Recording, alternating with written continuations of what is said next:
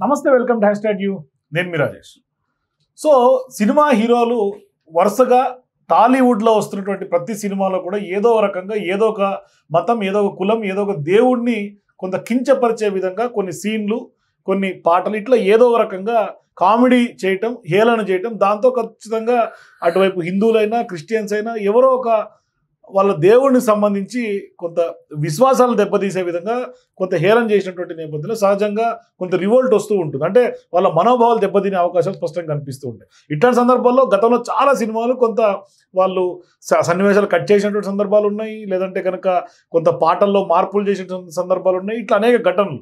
ఇప్పుడు scene cut చేస్తే శ్రీ విష్ణు ఎవరైతే టాలీవుడ్ హీరో ఉన్నారో ఆయన వరుసగా చేస్తున్నటువంటి అన్ని సినిమాల్లో క్రైస్తవాన్ని కొంత క్రిస్టియానిటీని టార్గెట్ చేసినట్టుగా కనిపిస్తున్నాయి.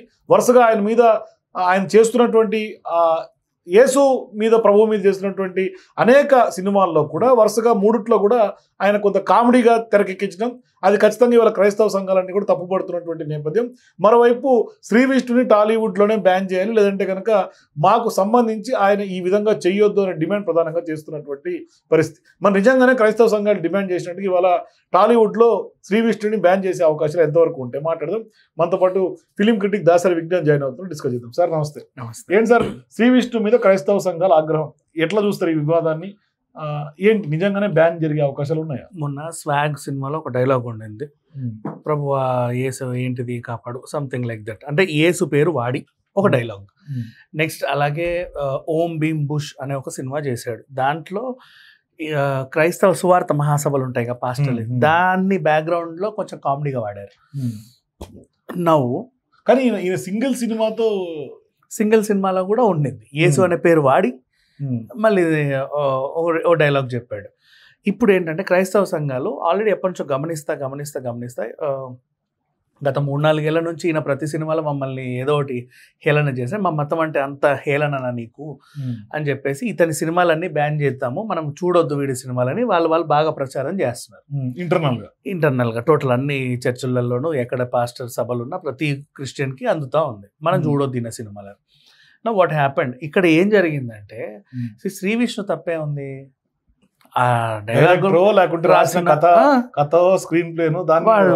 డైరెక్టర్ మీద అన్నా లేదా ప్రొడ్యూసర్ మీద వాళ్ళ మీద అనాలి, వాళ్ళని కూడా అనడానికి లేదు. కానీ ఒకవేళ వాళ్ళు రాసిన శ్రీ విష్ణు ఇట్లాంటివి రాయొద్దు, ఇట్లాంటి తీయొద్దు, నా మీద ఇట్లాంటి తెరకెక్కించొద్దు ఖండించే అవకాశం ఎందుకు ఖండించాలి? అది తప్పని ఆయన కనిపించినప్పుడు ఆయన ఖచ్చితంగా బాధ్యత తీసుకోవాలి. శ్రీ విష్ణు కూడా అస్సలు తీసుకోవద్దు.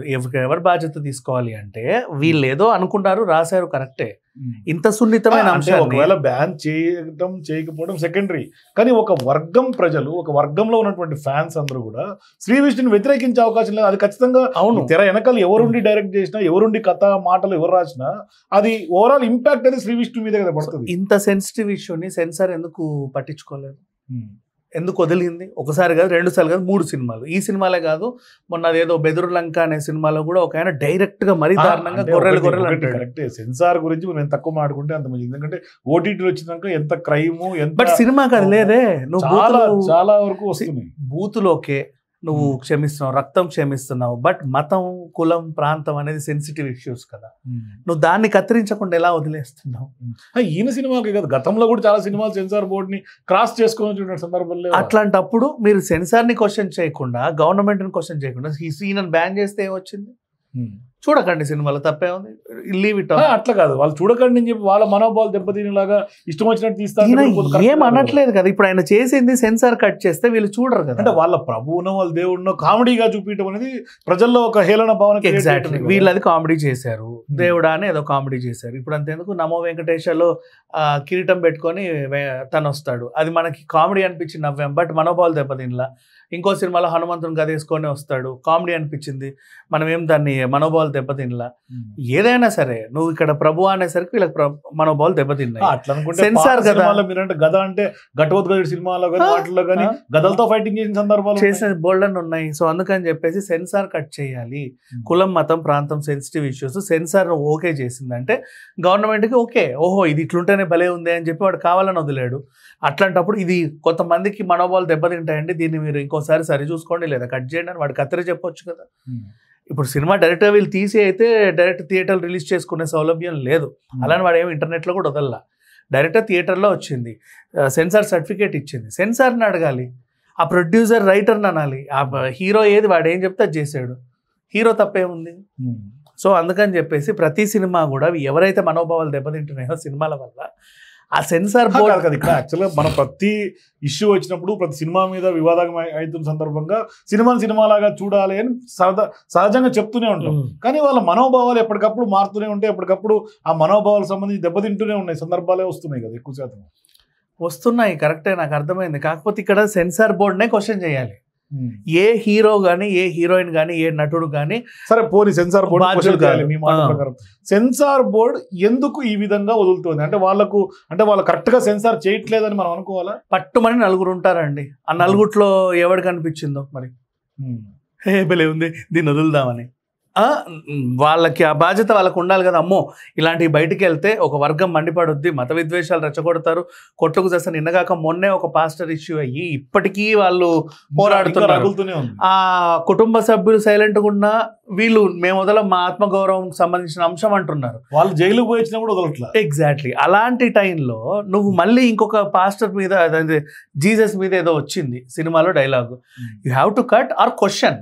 నువ్వు క్వశ్చన్ చేయలేదు, కట్ చేయలేదు, కనీసం అసలు పట్టించుకోలేదు. ఆ సినిమా రిలీజ్ అయింది, పెద్ద హిట్ అయి నిన్న సక్సెస్ మీట్ చేసుకుంది. అల్లు అరవింద్ గారు ఎంత బాగా చేశారో, థ్యాంక్స్ అండి ప్రజలారా అని చెప్పాడు. అంత పెద్ద హిట్ అయిన తర్వాత ఓ నలుగురు క్రిస్టియన్ చూసి ఓ మై గాడ్ ఇదేంటి అని చెప్పి వాళ్ళ మీడియాలో షేర్ చేసుకుంటే అది ఇప్పుడు బయటకు వచ్చి వీళ్ళందరూ గొడవ చేస్తున్నారు. ఆ సెన్సార్ అక్కడే కత్తిరిస్తే ఇంత అంత అయ్యేది కాదు కదా. ఇప్పుడు అది శ్రీ విష్ణు సినిమా కూడా సరిపోయింది సార్. సెన్సార్ కట్ చేయకపోవటం అని ఒక అంశం అయితే తెరకెక్కించినప్పుడు అట్లాంటివి తెరకెక్కిపోతే అయిపోతుంది. అది తప్పని వాళ్ళకి అనిపించలేదండి. అట్లా ఒకరు మనోభావం దెబ్బతింటుందని మేము అనుకోలేము, మేము ఏదో సరదాగా చేసాం అంతే. సరే పోనీ అబ్జెక్షన్ వచ్చినాక వీళ్ళు కట్ చేసుకోవచ్చు. అంటే స్వీయ సెన్సార్ ఎందుకు లేదనేది కూడా ఓ పాయింటే కదా. స్వీయ సెన్సార్ ఎందుకు లేదు అంటే నీ మనోభావం దెబ్బతింటడం నీ మానసిక సమస్య కదా, దానికి వాళ్ళు ఏం చేస్తారు? అంటే చూసే సమాజం ప్రజలు కదా, ప్రజలే వాళ్ళకి అనుగుణంగా నువ్వు తీయాలి కదా. నాకు నచ్చినట్టు ఆర్జీవీ లెక్క తీసి ఇష్టం అట్లా కాదు, మొత్తం బట్టలు అంటే కరెక్ట్ కాదు. మనోభావం దెబ్బతినడం అనేది నా మానసిక సమస్య, నా మానసిక సమస్య. హర్ట్ అయిపోయేది కూడా మానసిక సమస్య కింద తీసుకోవాలి. హర్ట్ అయ్యేది మనమే కదా, మన మానసిక సమస్య కదండి అది. చూసిన ప్రతి చూసి నేను హర్ట్ అవుతాను అంటే ఓ డిజార్డర్ ఉంటేనే హర్ట్ అవుతాను, ఊరికే ఎందుకు హర్ట్ అవుతారు? సో ఇప్పుడు అక్కడ నిజంగా తప్పు జరిగింది అంటే గవర్నమెంట్ ఆమోదించిన తర్వాత తప్పు జరిగింది. కొన్ని ఒక మన సమాజంలో కోట్లాది మంది, లక్షలాది మంది ఒక నమ్మకంగా పూజ చేస్తున్న సందర్భంగా, ఒక ఆరాధ్యంగా కొలుస్తున్న సందర్భంగా వాళ్ళని నువ్వు చులకన చేసి హేళన చేస్తే అది మానసిక రుగ్మత, మానసిక సమస్య అంటే ఎట్లా ఒప్పుకుంటారు? అంటే అది వాళ్ళ నమ్మకం కదా.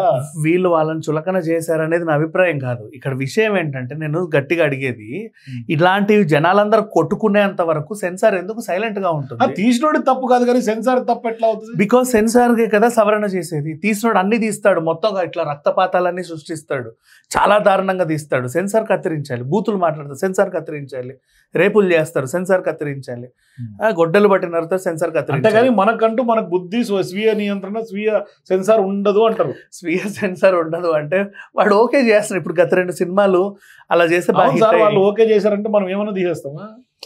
మరి చండాలంగా తనేమల్లా, తను ఒక పదం ఏదో అన్నాడు, అది తనకి నిజంగా ఆయనకు కూడా దేవుడి మీద భక్తి ఉండి జీసస్ అనొచ్చు. మరి వీళ్ళు దాన్ని ఇంకోలాగా ఎలా తీసుకుంటారు? నీ పేరు శ్రీ విష్ణు కాబట్టి నువ్వు ఎలా జీసస్ అంటావు అని ఇతను కూడా అనుకోవచ్చు కదా. అది కామెడీగానే చెప్పారని మనం ఎందుకు తీసుకోవాలి? అది ఆయన సీరియస్ గానే చేస్తుంటారు. సో మొత్తం మీద అయితే వాళ్ళకి మనోభావాలు దెబ్బతిన్న ఈ వివాదం అయితే కొనసాగుతుంది వివాదం. ఈ గొడవ అంతా కూడా వీళ్ళు శ్రీ విష్ణుని బ్యాన్ చేయకుండా సెన్సార్ దగ్గరికి వెళ్ళి గొడవ పెట్టుకోండి. అప్పుడు ఈ సినిమాని తీయమనండి, కోర్టుకు ఎక్కండి, వాళ్ళు మళ్ళీ ఆమోదిస్తారు. అసలు ఆ సినిమా ఉండదు, బ్యాన్ చేసి పడేస్తారు. ఇంకేముంది, ఈ పర్సన్ని బ్యాన్ చేస్తే ఏమొచ్చింది? థ్యాంక్ యూ అండి. సో మొత్తం మీద ఇది తీసినటువంటి వాళ్ళది అట్లాగే సెన్సార్దే బాధ్యత, అంతేగాని శ్రీ విష్ణుకు సంబంధం లేదు. శ్రీ విష్ణుని బాధ్యులు చేసి ఆయన పాయింట్అవుట్ చేసి మనోభావాలు దెబ్బతిని మాత్రం ఒరిగేది ఏం లేదు. ఇది ప్యూర్గా సెన్సార్ చేయాల్సినటువంటి బాధ్యత, సెన్సార్ ఖచ్చితంగా బాధ్యత తీసుకోవాలి. ఇప్పుడు క్రైస్తవ సంఘాల పోరాటం కూడా సెన్సార్ మీద చేయాలనేది దాసర్ విజ్ఞాన్ గారి యొక్క అభిప్రాయం. సో మీరు కూడా నిజంగా ఇటువంటి సినిమాలు తెరకెక్కుతున్నటువంటి నేపథ్యంలో తప్పు ఎక్కడ జరుగుతుంది, ఎవరి దగ్గర తప్పు జరుగుతుంది అంటే స్వీయ సెన్సార్ అవసరం లేదా? మరోవైపు ఖచ్చితంగా సెన్సార్ బోర్డుని నిందించాలి ఇటువంటి ఘటనలకు. మీరు కూడా ఒక క్రైస్తవ సంఘాలుగానే కాదు, జనరల్గా అక్కడ ఏ దేవుడున్నా ఎవరున్నా మీరు ఏమనుకుంటారు? మీ అభిప్రాయాల కింద కామెంట్స్ కూడా నాకు తెలియజేయండి. For more days please watch #.